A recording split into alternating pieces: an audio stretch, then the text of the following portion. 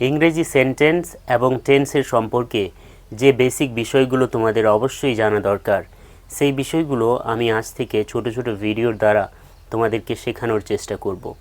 আমি বিশ্বাস করি যদি তোমরা নিজেরা পরীক্ষায় নিজে প্রশ্নের উত্তর লিখতে চাও, নিজে গ্রামার করতে চাও, নিজে রাইটিংসটাকে লেখা শিখতে চাও, তাহলে অবশ্যই তোমাদেরকে এই ভিডিওগুলোকে দেখতে হবে।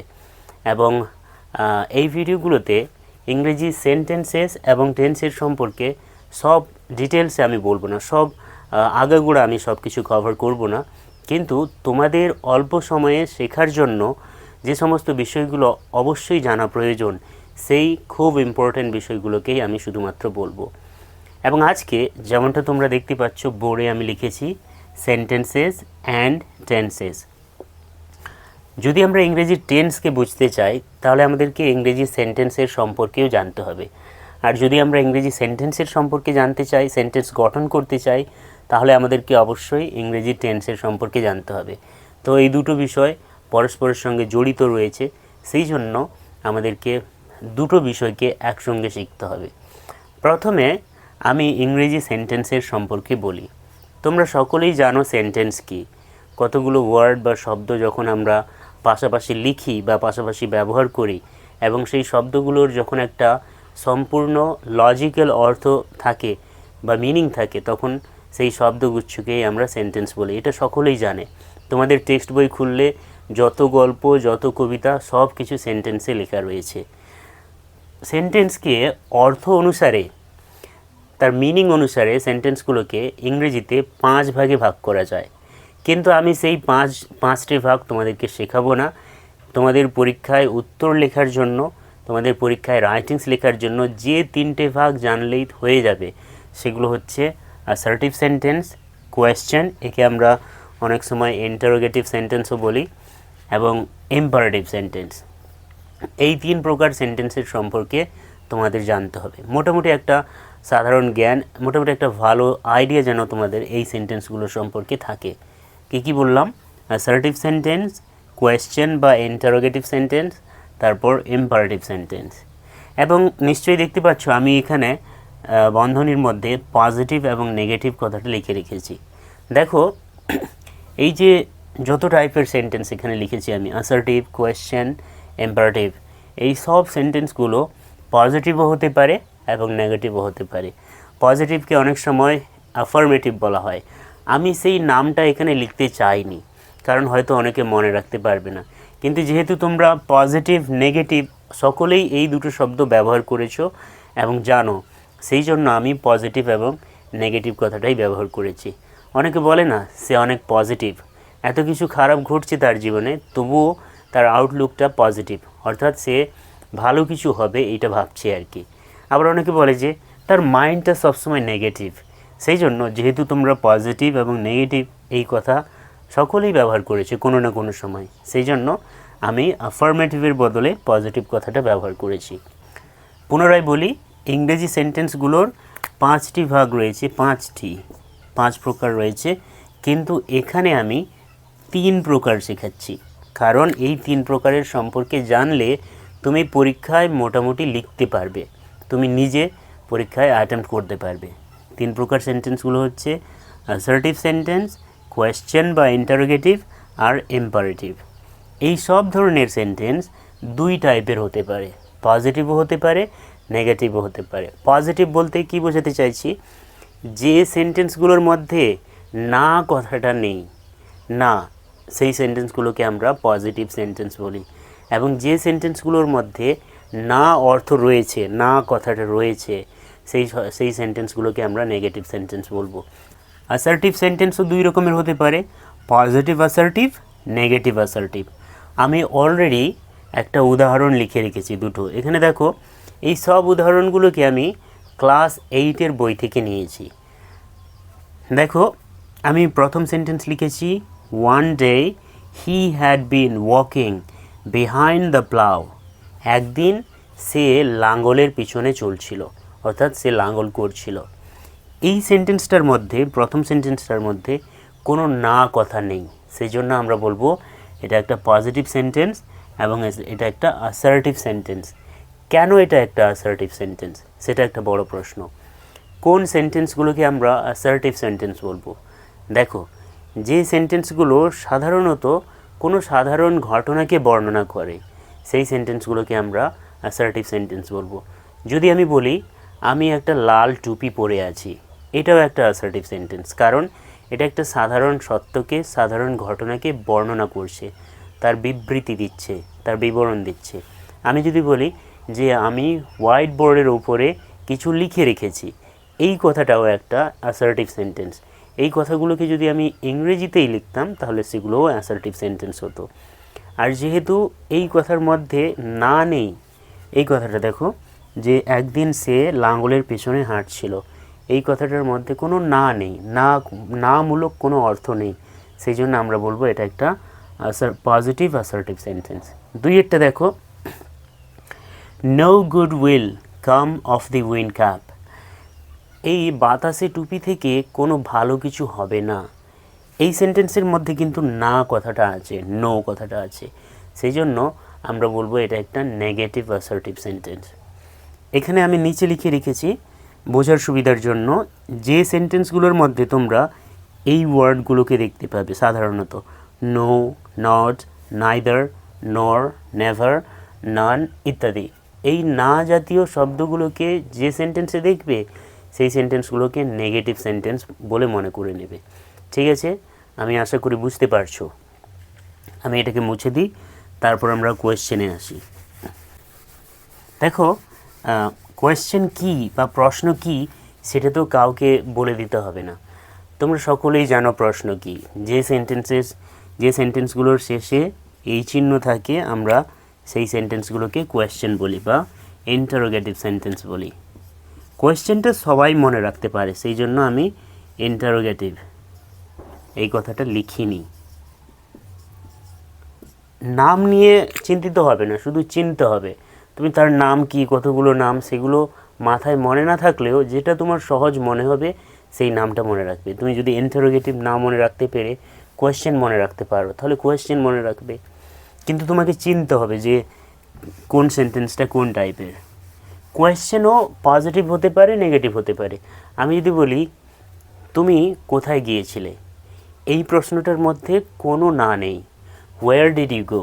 যদি আমি এই কথাটা লিখি, হোয়ার ডিড ইউ গো, তুমি কোথায় গিয়েছিলে, এটা একটা কোয়েশ্চেন আর এটা একটা পজিটিভ কোয়েশ্চেন। আবার আমি যদি বলি হোয়াই হ্যাভেন্ট, এটাকে আমি সংক্ষেপে না লিখে পুরো লিখি, why have you not done it, কেন তুমি এটা করনি। দেখো, এটাও একটা প্রশ্ন, কিন্তু এর মধ্যে নট বা না কথাটা রয়েছে, তো আমরা বলবো এটা একটা নেগেটিভ কোয়েশ্চেন। আরও এক ধরনের সেন্টেন্স ইম্পারেটিভ সেন্টেন্স। দেখো, ইম্পারেটিভ সেন্টেন্স বলতে সেই সেন্টেন্সগুলোকে বোঝায় যে সেন্টেন্সগুলোর দ্বারা আমরা আদেশ বোঝাতে চাইছি, অনুরোধ বোঝাতে চাইছি, অর্ডার বোঝাতে চাইছি। যেমন তাড়াতাড়ি দরজাটা খোলো, এটা একটা ইম্পারেটিভ সেন্টেন্স, এটা আমরা একটা আদেশ করছি। আবার যদি বলি দয়া করে আমার জন্য কিছু খাবার নিয়ে আসো, এটা একটা অনুরোধ করছি, আমি রিকোয়েস্ট করছি, এটা একটা ইম্পারেটিভ সেন্টেন্স। ইংরেজিতে আদেশ, অনুরোধ এই জাতীয় যে সেন্টেন্সগুলো রয়েছে সেই সেন্টেন্সগুলোকে আমরা ইম্পারেটিভ সেন্টেন্স বলি। যদি আমি একটা উদাহরণ লিখি, প্লিজ, এটা এল, please help me, help me, দয়া করে আমাকে সাহায্য করো, এটা সাহায্য চাওয়া হচ্ছে, রিকোয়েস্ট করা হচ্ছে, তো এই সেন্টেন্সটা একটা ইম্পারেটিভ সেন্টেন্স। বোঝা গেছে? ইম্পারেটিভ সেন্টেন্সও পজিটিভ হতে পারে, নেগেটিভ হতে পারে। যেহেতু এখানে কোনো না নেই, না জাতীয় কোনো কথা নেই, সেই জন্য আমরা বলবো এটা একটা পজিটিভ ইম্পারেটিভ সেন্টেন্স। আবার যদি নেগেটিভ ইম্পারেটিভ সেন্টেন্স বলি যে do not touch my books, আমার বইগুলোকে স্পর্শ করো না বা ধরো না, এটা আদেশ করা হচ্ছে, এটা একটা ইম্পারেটিভ সেন্টেন্স, কিন্তু যেহেতু এই কথার মধ্যে না অর্থটা লুকিয়ে আছে, এই যে নট, তাই আমরা বলবো এটা একটা নেগেটিভ ইম্পারেটিভ সেন্টেন্স। আমি আশা করি এই 3 টাইপের সেন্টেন্সের সম্পর্কে তোমরা বুঝতে পেরেছো। আর একটা গুরুত্বপূর্ণ কথা মনে রাখবে, ইম্পারেটিভ সেন্টেন্সগুলোতে না সাবজেক্ট সবসময় ইউ হয়, সাবজেক্টটা সবসময় ইউ, ইউ হয় ইম্পারেটিভ সেন্টেন্সগুলোতে। আর এই ইউটা বেশিরভাগ সময়ই লুকিয়ে থাকে। কোথায় থাকে? লুকিয়ে থাকে। একে সেন্টেন্সের মধ্যে লেখা হয় না। যখন বলছি open the door, open the door, যখন এই কথাটা বলছি দরজাটি খোলো, এটা একটা আদেশ করছি আমি, এটা একটা ইম্পারেটিভ সেন্টেন্স। সেই জন্য আর এই সেন্টেন্সের সাবজেক্টটা ইউ হয়। আমি লিখতে পারতাম ইউ ওপেন দ্য ডোর, এটা লিখতে পারতাম, কোনো অসুবিধা নেই। কিন্তু জেনারেলি ইংরেজির সাধারণ নিয়ম হচ্ছে যে ইম্পারেটিভ সেন্টেন্সগুলোতে সাবজেক্ট জেনারেলি উজ্জ্ব থাকে, লুকিয়ে থাকে। এই কথাটা শুধু মনে রাখবে।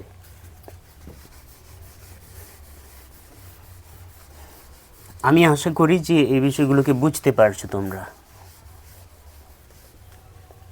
এবার সেন্টেন্সের অংশটা হয়েছে, আমরা টেন্সের অংশে আসি। দেখো, প্রতিটা সেন্টেন্সের মধ্যে কিছু না কিছু ঘটনার কথা বর্ণনা করা থাকে। এই কথাটা ভালো করে বোঝো। ইংরেজিতে যত সেন্টেন্স আমরা ব্যবহার করছি সেই সব সেন্টেন্সের মধ্যে কিছু না কিছু ঘটনার কথা বর্ণনা করা থাকে, ঘটনা বা কোনো কাজের কথা বর্ণনা করা থাকে। আর একটু ভেবে দেখো তো, আমাদের জীবনে বা এই পুরো সৃষ্টির মধ্যে যখন কোনো ঘটনা ঘটে বা যখন কোনো কাজ ঘটে, সেটা কি সময়ের বাইরে ঘটে? না। পৃথিবীতে বা পুরো সৃষ্টির মধ্যে যত ঘটনা ঘটে সব কিছুই কিন্তু সময়ের মধ্যে ঘটে, সময়ের মধ্যে। একটু বোঝার চেষ্টা করো। আমি এখন তোমাদেরকে পড়াচ্ছি, এখন কি ঘটনা ঘটছে আমি তোমাদেরকে পড়ানোর কাজ করছি। এই ঘটনাটা ঘটছে, এটা তো সময়ের মধ্যেই ঘটছে। যেহেতু প্রত্যেক সেন্টেন্স কিছু না কিছু ঘটনাকে বর্ণনা করে, আর ঘটনাগুলো যেহেতু সময়ের মধ্যে ঘটে, সেই জন্য সময়ের ব্যাপারটা আমাদেরকে জানতে হবে। ইংরেজি গ্রামারে সময়ের ব্যাপারটাকে টেন্স দ্বারা বোঝানো হয়, ইংরেজি টেন্স দ্বারা বোঝানো হয়। আর আমরা জানি যে সময় মানুষের জীবনে সাধারণত 3 রকমের থাকে: অতীতের সময়, বর্তমানের সময় এবং ভবিষ্যতের সময়। ইংরেজি সেন্টেন্সের মধ্যেও সময়ের একটা ব্যাপার থাকে। সেই সময় আমরা টেন্সের দ্বারা বুঝতে পারি। এবং টেন্স ইংরেজি সেন্টেন্সের মধ্যে কী দেখাতে পারে? ভার্ব এর অংশগুলো দেখাতে পারে, ভার্বস এর অংশ।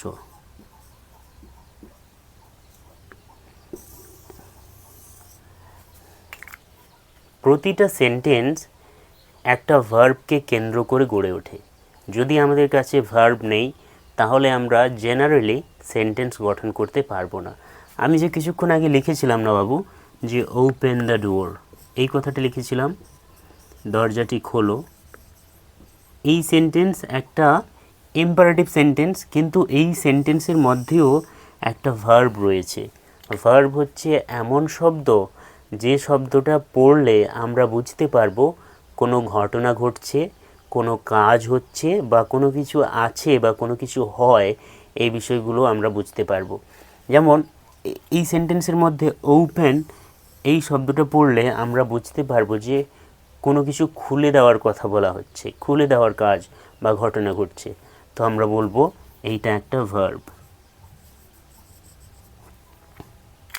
এই যে ভার্বের অংশগুলো থাকে সেন্টেন্সের মধ্যে, তারাই কিন্তু টেন্স দেখাতে পারে।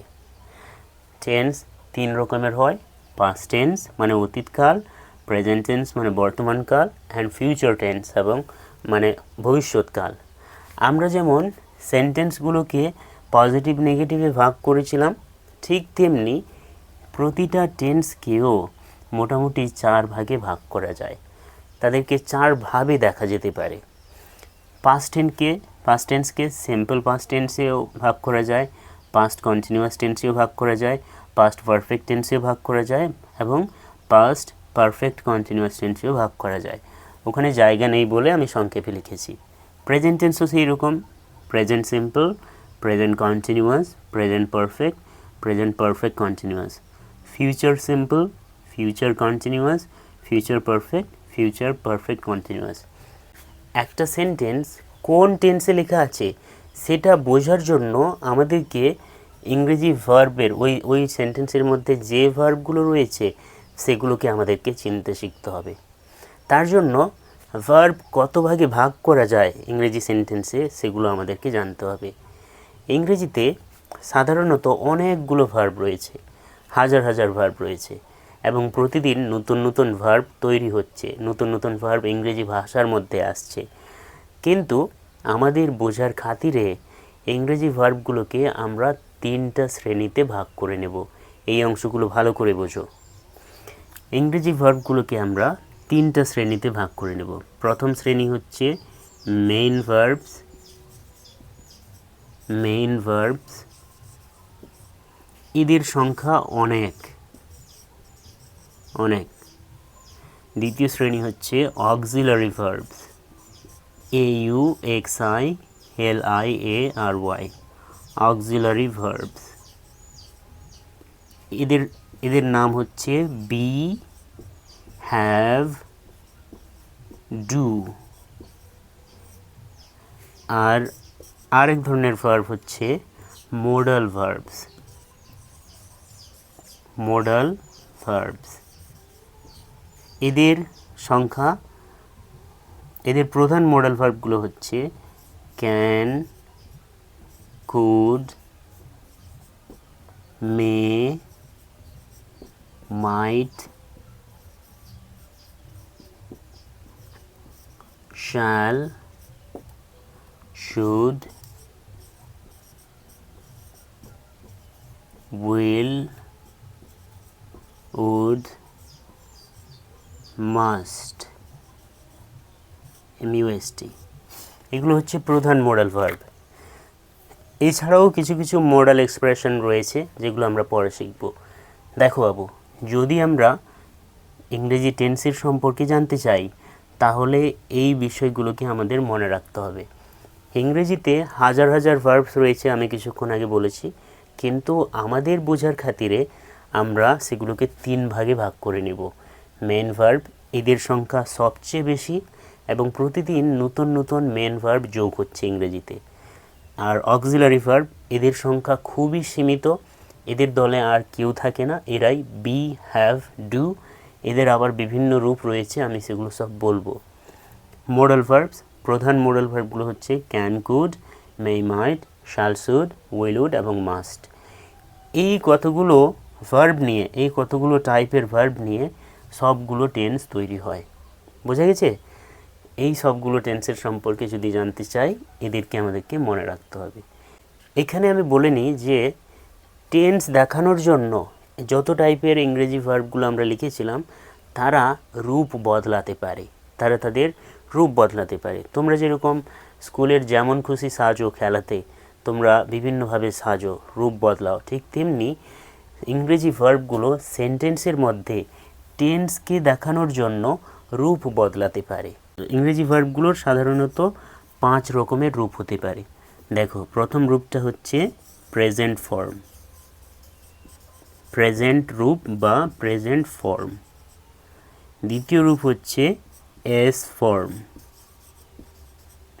তৃতীয় রূপ হচ্ছে পাস্ট ফর্ম, পাস্ট ফর্ম। চতুর্থ রূপ হচ্ছে আইএনজি ফর্ম। পঞ্চম রূপ হচ্ছে পাস্ট পার্টিসিপল ফর্ম।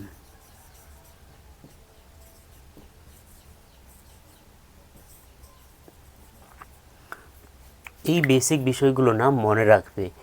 তুমি যদি মনে না থাকে তাহলে খাতায় এগুলোকে লিখে নেবে, তারপর পড়বে বা বারবার এই ভিডিওটাকে রিপিট করে দেখবে।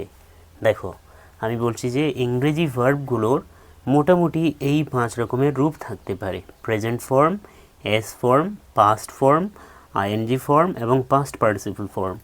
আমি বিশ্বাস করি যে ছোটোবেলায় যখন তোমরা 5-6-এ পড়তে তোমাদেরকে প্রেজেন্ট ফর্ম, পাস্ট ফর্ম এবং পাস্ট পার্টিসিপল ফর্ম পড়ানো হয়েছে। আমি যে সেন্টেন্সটা লিখছিলাম, ওপেন দ্য ডোর, দরজাটি খোলো, এখানে একটা ভার্ব ছিল ওপেন। এই ওপেন ভার্বের প্রেজেন্ট ফর্ম হচ্ছে ওপেন এবং এর এস ফর্ম হচ্ছে OPENS, আমরা এস লাগিয়ে দিচ্ছি। পাস্ট ফর্ম হচ্ছে opened, OPENED, opened. ING form হচ্ছে ওপেনিং। এগুলো খুবই সহজ, একটু বোঝার চেষ্টা করো। পাস্ট পার্টিসিপল ফর্ম হচ্ছে ওপেন্ড। যদি আমরা টেন্স শিখতে চাই, ভার্বের রূপগুলো আমাদেরকে জানতে হবে, কারণ তারাই টেন্স দেখায় সেন্টেন্সের মধ্যে। যদি আমি ভার্বের রূপকে চিনতেই না পারি, তাহলে আমি বুঝতে পারবো না সেন্টেন্সটা কোন টেন্স দিয়ে লেখা রয়েছে। এই বিষয়গুলোকে খাতায় কপি করে নিতে পারো ভিডিওটাকে পজ করে। যে কথা আমি বলছিলাম, ইংরেজি সেন্টেন্সের মধ্যে কি টেন্স রয়েছে সেটাকে ধরতে হলে ভার্বের অংশটাকে আমাদেরকে দেখতে হবে। এবার আমরা টেন্সের দিকে আসি। আমরা প্রথমে প্রেজেন্ট টেন্সের বিভিন্ন রূপের সম্পর্কে শিখব।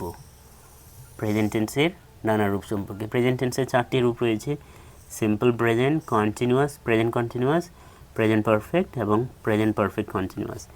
এগুলোর বেসিক গঠন আমরা শিখব। এই যে 3 রকমের সেন্টেন্স লিখেছি না বাবু, assertive sentence, question, imperative sentence, এদের এই সেন্টেন্সগুলোকে প্রেজেন্ট টেন্স দিয়ে কিভাবে গঠন করতে হয় সেই বিষয়গুলোই আমরা শিখব।